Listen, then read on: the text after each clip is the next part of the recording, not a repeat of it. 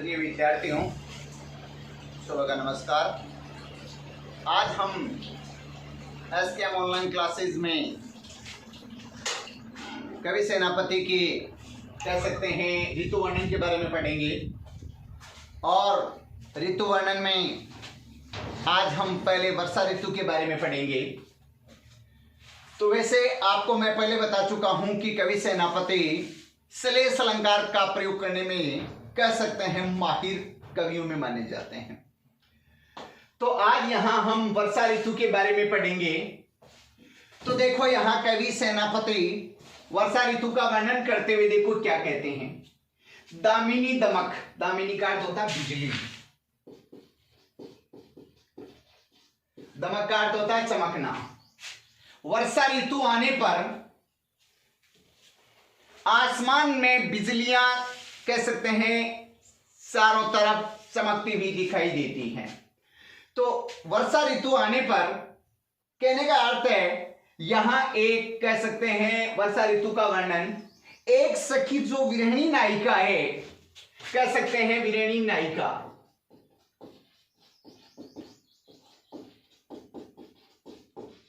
जो मानो अपनी सखी से कह रही है कि हे सखी,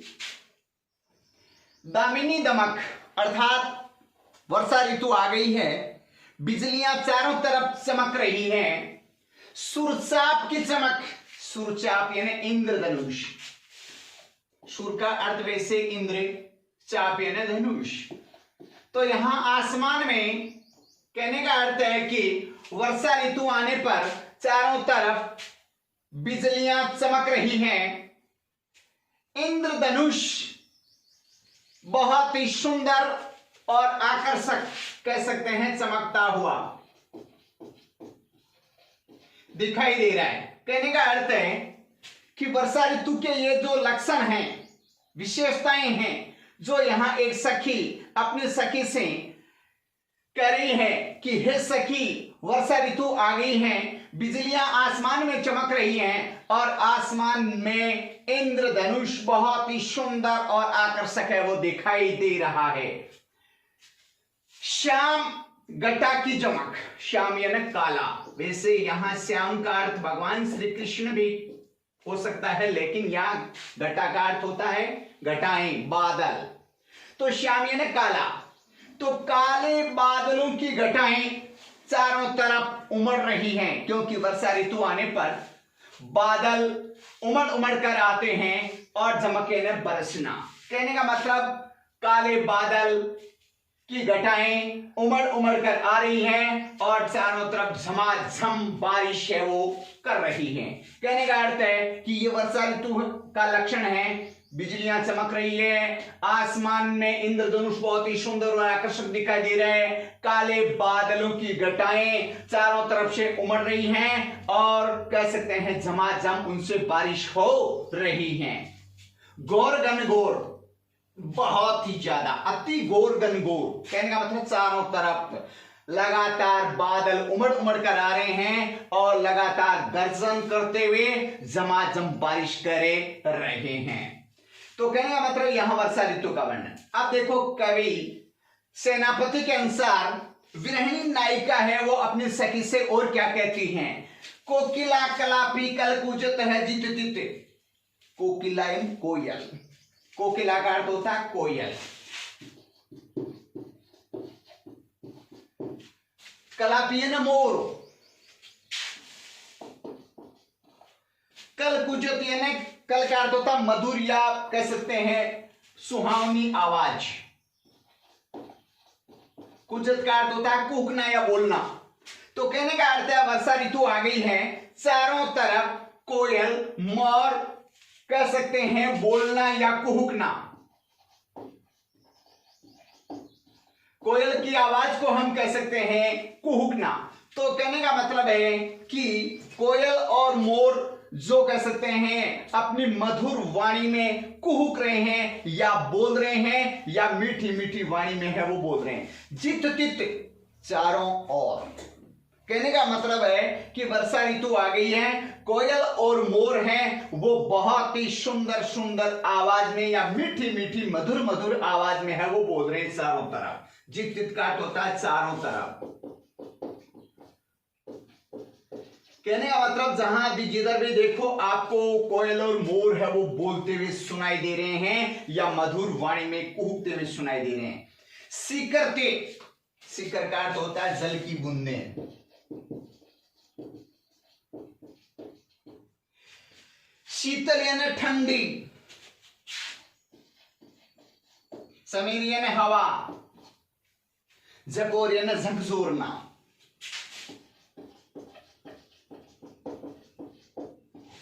तो कहने का अर्थ है कि वर्षा ऋतु आ गई है, कोयल और मोर है वो चारों तरफ बोल रहे हैं, जल की बूंदें, क्योंकि वर्षा ऋतु आती है, ठंडी हवा भी साथ में चलती है और ठंडी हवा के कारण वो पानी की बूंदें या जो कह सकते हैं बरसात की जो बूंदें हैं वो ठंडी हो जाती हैं और हवा भी ठंडी हो जाती हैं और मानो हमें पूरी तरह से झकझोर कर रख देती हैं। कहने का अर्थ है कि एक विरहिणी नायिका जो अपने प्रियतम के आने के बारे में मानो कह सकते हैं इंतजार कर रही है और यहाँ एक सखी अपनी सखी से, यहाँ वैसे कह सकते हैं कि मानो नायिका भी कह सकते हैं या फिर एक कह सकते हैं दूसरी तरफ हम गोपिका भी कह सकते हैं, क्योंकि यहां वैसे गोपिका और भगवान श्री कृष्ण है और यहां नायक,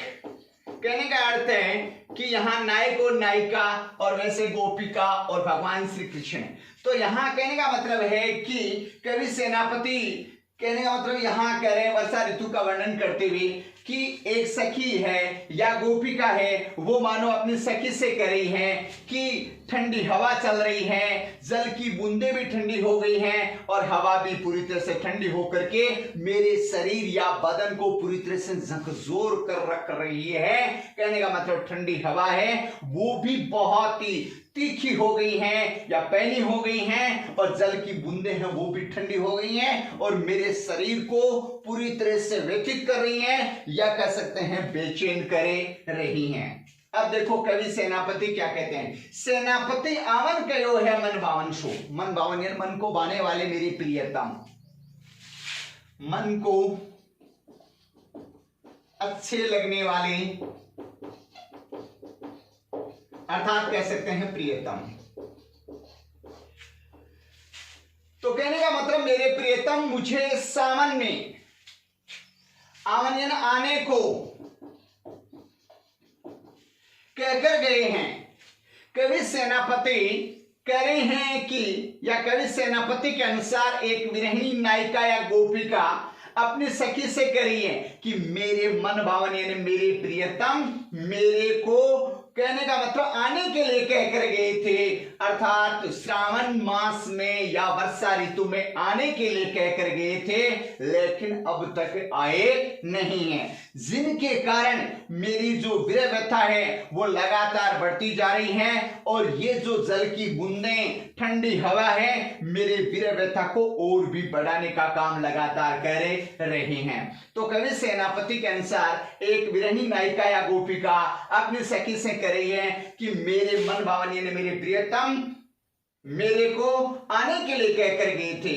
लाग्यो तरसावन, अब यदि वो नहीं आए हैं तो मेरे को तरसावन यानी तरसाना या बेचैन करना,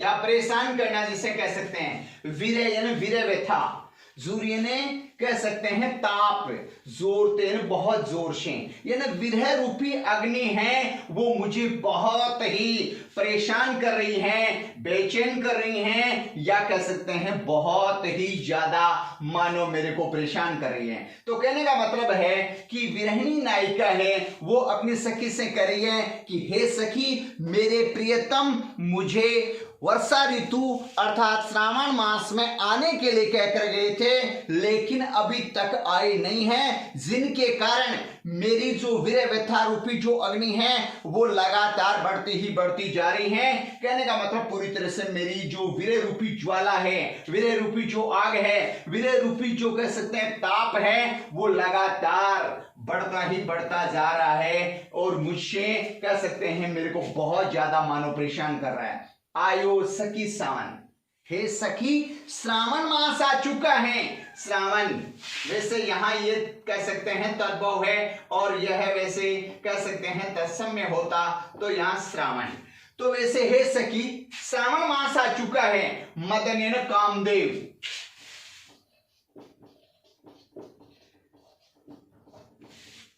तो सर सावन अर्थात हे सखी मेरे को,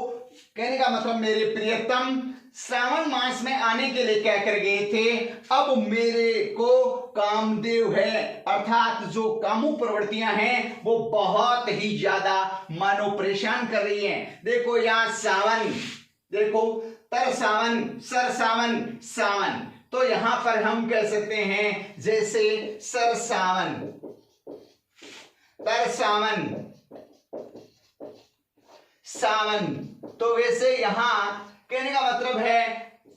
देखो तर और सर को अलग कर दें तो यहां बचता क्या है, सावन सावन। कहने का मतलब यहां पर यमक और यमक में भी कह सकते हैं सभंग, सभंग कह सकते हैं। तो मानो यहां कहने का मतलब सभंग यमक है।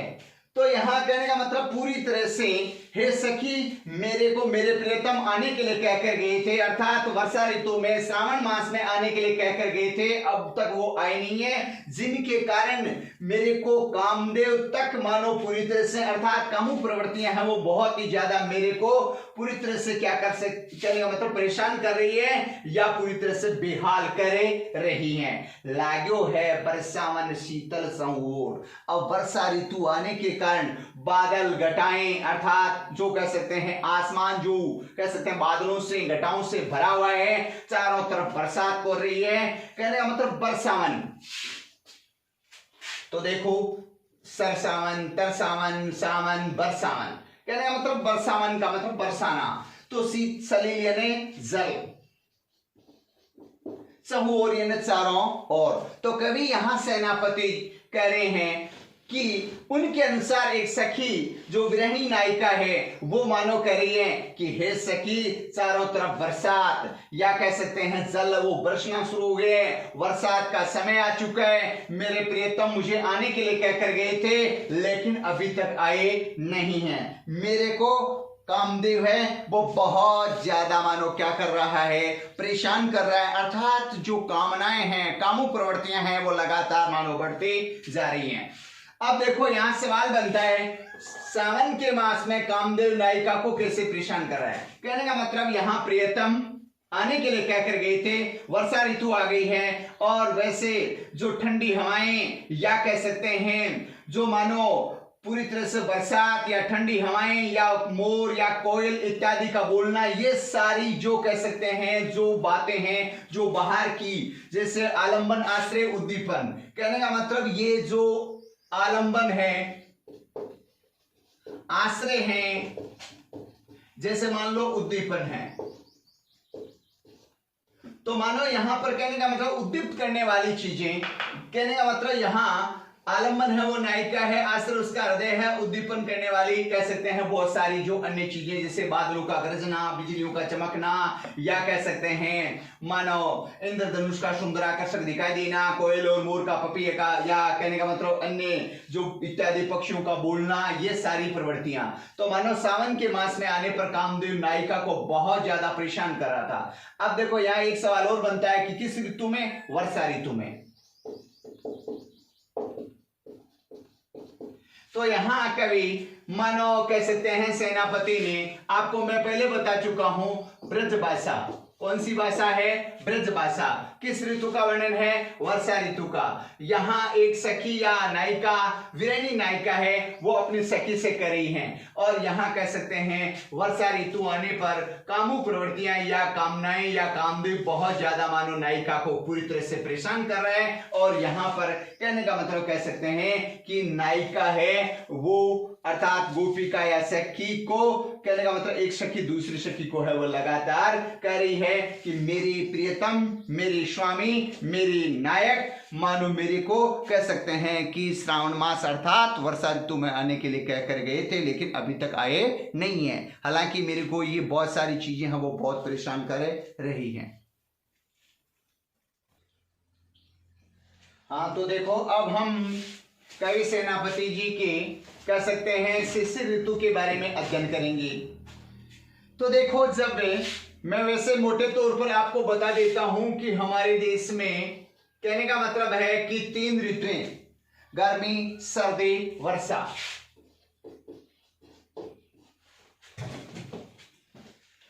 गर्मी, सर्दी और वर्षा जो कह सकते हैं ऋतुएं हैं।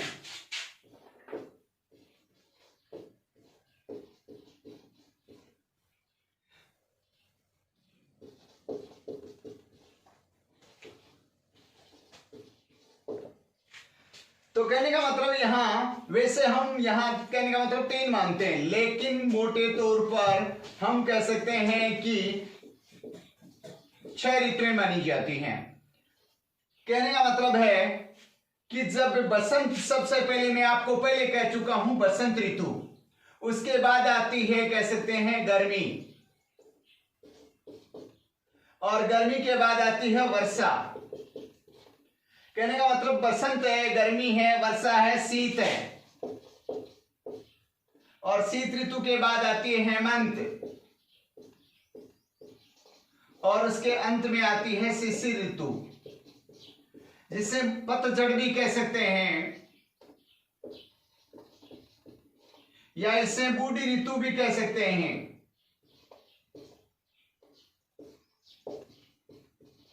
क्योंकि यह अंत में सबसे बाद में आती हैं। तो वैसे कहने का मतलब है कि हम शिशिर ऋतु का वर्णन पढ़ेंगे। वैसे शिशिर ऋतु जो कह सकते हैं कि लगभग कहने का मतलब है कि जैसे मान लो उदाहरण के लिए यहाँ कहने का मतलब फाल्गुन से पूर्व अर्थात लगभग जनवरी और फरवरी,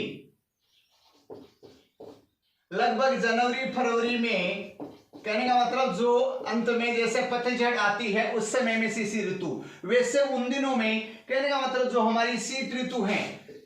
कहने का मतलब सर्दी बहुत ज्यादा खतरनाक होती है, चारों तरफ बर्फबारी होना, पतझड़ का होना इत्यादि सब होते हैं। तो यहाँ कहने का मतलब है अब यहाँ पूरी तरह से जब शीत ऋतु या शिशिर ऋतु जिसे हम कह सकते हैं दूसरे नाम में, तो शिशिर ऋतु का वर्णन है। शीत को प्रबल सेनापति, कवि सेनापति करें कि शीत यानी ठंड, प्रबल यानी बहुत तेज, बल से युक्त, बहुत तेज, कोपी यानी क्रोध, चढ़ यानी चढ़ना या तेज,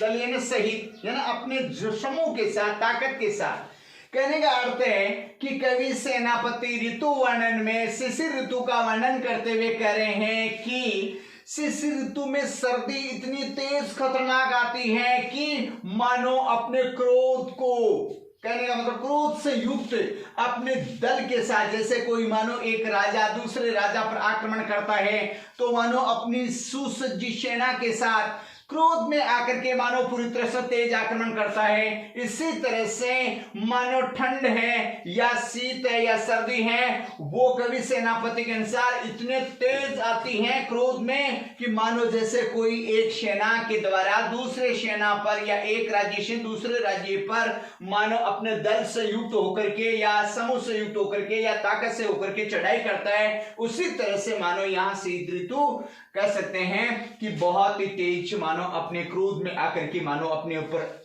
एक तरह से आक्रमण करती है। फिर आगे देखो क्या क्या, निबल, निबल का अर्थ होता बल रहित या निर्बल जिसे कह सकते हैं। कहने का मतलब बल रहित, अनल यानी आग,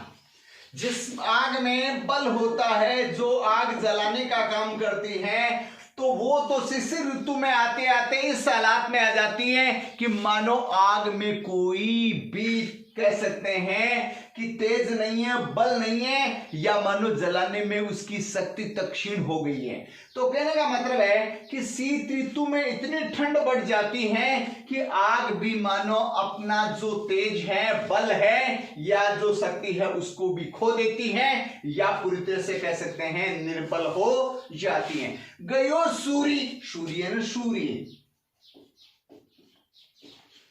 शेराय न सर्दी के कारण, सर्दी के कारण सूर्य देवता भी ठंडे हो जाते हैं। हालांकि यहां कहने का मतलब सूर्य देवता का वैसे कहने का मतलब विरोधाभास स्थिति है। हालांकि सूर्य कभी ठंडा नहीं होता है, लेकिन आप जानते हो कि सूर्य की किरणें तिरछी पड़ने के कारण, भाई जैसे आपने पढ़ा कि भूमध्य रेखा के आसपास जैसे हमेशा कह सकते हैं कि सीधी पड़ती हैं किरणें, जबकि कह सकते हैं उत्तरी गोलार्ध और दक्षिण गोलार्ध में हमेशा तिरछी पड़ती हैं, और तिरछी पड़ने के कारण हमेशा कह सकते हैं कि मानो यहाँ ठंड ज्यादा पड़ती है, या लगभग कह सकते हैं बर्फ जमी रहती है। तो इसी तरह से कह सकते हैं कि मानो शीत ऋतु आने पर कह सकते हैं कि सूर्य मानो जैसे उत्तरी गोलार्ध में कह सकते हैं मकर रेखा की तरफ चले जाते हैं, और कह सकते हैं कि सूर्य की किरणें तिरछी पड़ती हैं, और तिरछी पड़ने के कारण ऐसा लगता है कि सूर्य देवता भी मानो क्या हो गए हैं, सर्दी आने के कारण ठंडे हो गए हैं, या कह सकते हैं उनमें भी अब कोई तेज बचा नहीं है। तो कह सकते हैं आग है वो मानो निर्बल हो जाती है, यहां तक कि सूर्य भी मानो शीतल या ठंडे हो जाते हैं। हिम के समीर, हिम यानी बर्फ, हिम यानी बर्फ, समीर यानी हवा, तय बरसे विषम तीर, और शीत ऋतु आने पर या शिशिर ऋतु जो पतझड़ जिसे हम कह सकते हैं, या वैसे ऋतुओं में अंतिम ऋतु जो है वो आने पर कह सकते हैं कि हवाएं इतनी ठंडी होती हैं कि वो बर्फीले तीर बरसाती हुई लगती हैं। कहने का मतलब एक तरह से, क्योंकि जैसे आप देखते हो जब शीत ऋतु या वैसे कह सकते हैं सर्दी आती है, या कह सकते हैं जैसे मानो यहाँ शिशिर ऋतु का वर्णन है कि उन दिनों में ठंडी हवाएं उत्तर दिशा से चलती हैं, या हिमालय की ओर से ठंडी हवाएं आती हैं, वो इतनी तीखी, इतनी पेनी, इतनी कह सकते हैं तेज से युक्त होकर के आती है कि मानो हमें बहुत ही खतरनाक, एक तरह से जहरीले सांप की तरह या नाग की तरह मानो डसती हुई या चुभाती हुई कह सकते हैं दिखाई देती हैं, या शरीर को लगती है या बदन को लगती है। तो हिम के समीर अर्थात जो हवा है वो बर्फीली हो जाती है, और ऐसे लगती है कि जैसे मानो हम पर खतरनाक मानो क्या बरसा रही है, तीर बरसा रही है, अर्थात खतरनाक तीरों की भांति मानो ठंडी हवा चलती है रही है। गरम भौन कोनन में जाए के, अब जो गरम कहने का मतलब जो सूर्य देवता है वो भी मानो कोहनी में, कहने का मतलब भौन ने भवन, कोनन ने कोना,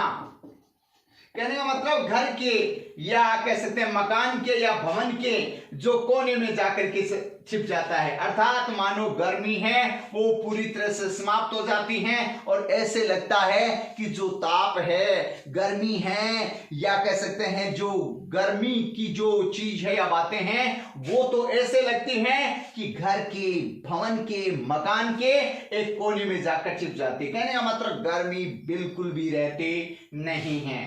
पूरी तरह से गर्मी समाप्त हो जाती है। धूम नैन बहे, अब लोग जब गर्मी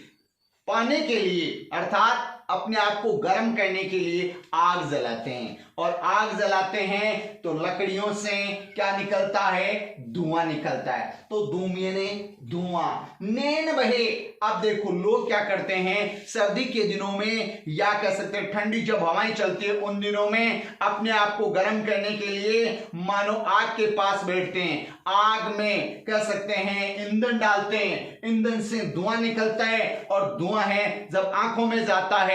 तो उससे कह सकते हैं आंसू निकलते हैं। तो यहां धूम नेन में धुएं के कारण ने आंखें,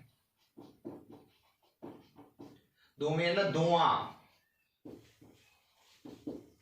कहने का मतलब धुएं से आंखों में पानी बहना शुरू हो जाता है। लोग आगी पर गिरे, आगी है ना आग,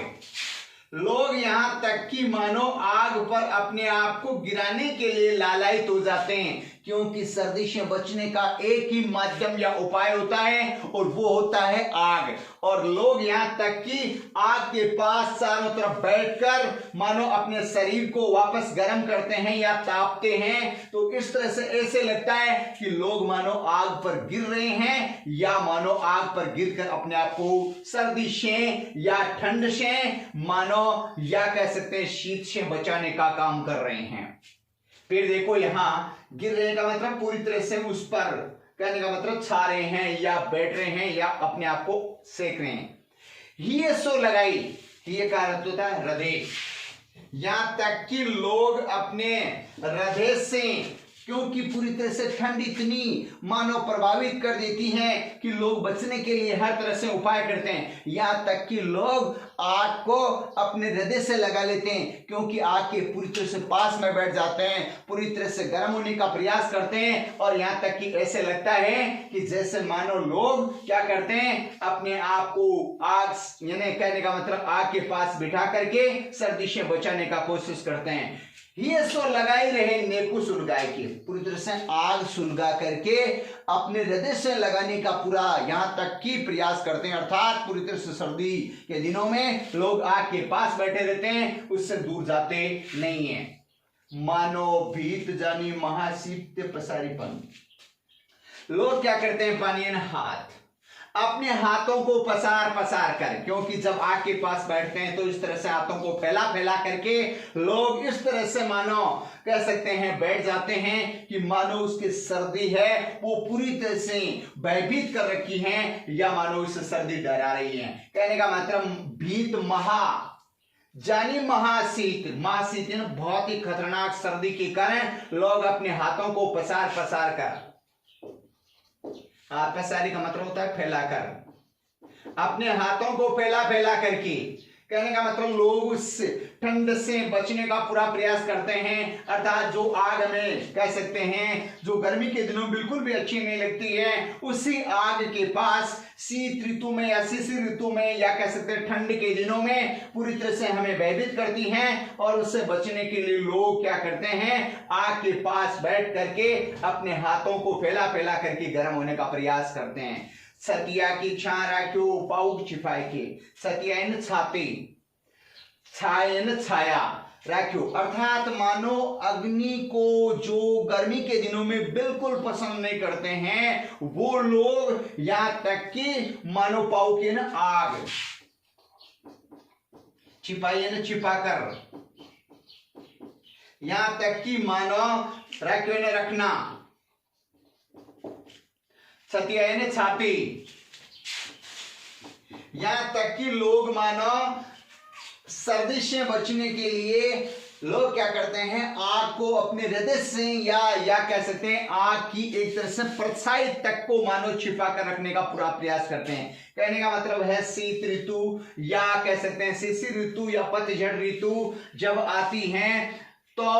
कह सकते हैं पूरी तरह से ठंड होती है और ठंडी हवाएं इतनी तेज होती हैं कि मानो पूरी तरह से खतरनाक कह सकते हैं लगती हैं। यहाँ तक कि आग भी अपना ताप छोड़ देती है, यहाँ तक कि सूर्य भी कह सकते हैं शीतल हो जाता है। तो मानो एक तरह से कह सकते हैं बहुत ही सर्दी के कारण खतरनाक स्थिति आ जाती है। यहाँ तक कि लोग आग के पास बैठते हैं, लोग अपने शरीर को या हाथों को फैला फैला करके मानो कह सकते हैं आग के पास बैठकर शीत ऋतु से बचने या सर्दी से बचने का प्रयास करते हैं। यहाँ तक कि लोग मानो अपने हृदय से लगाने का पूरा प्रयास करते हैं, यहाँ तक कि छाती से उसके प्रति छाया या कह सकते हैं छाया तक को कह सकते हैं पूरी तरह से आग की छाया को लगाने का पूरा प्रयास करते हैं। कहने का मतलब आग से दूर जाने का कोई प्रयास तक करते नहीं है। इस तरह से कवि सेनापति ने शिशिर ऋतु का या कह सकते हैं सर्दी का वर्णन किया है। तो मानो यहां हमने दो ऋतुओं के बारे में, एक वर्षा ऋतु के बारे में और एक शिशिर ऋतु के बारे में पढ़ा। तो ये हमारे कह सकते हैं कवि सेनापति का ऋतु वर्णन है। और मैं अब सभी छात्र छात्राओं से ये कहूंगा कि वो ज्यादा से ज्यादा पढ़ाई की तरफ ध्यान देवें, ज्यादा से ज्यादा जो ऑनलाइन क्लासेस है उसका कह सकते हैं लाभ उठावें। और मैं यही कहना चाहता हूं कि घर पर रहें, सुरक्षित रहें। धन्यवाद।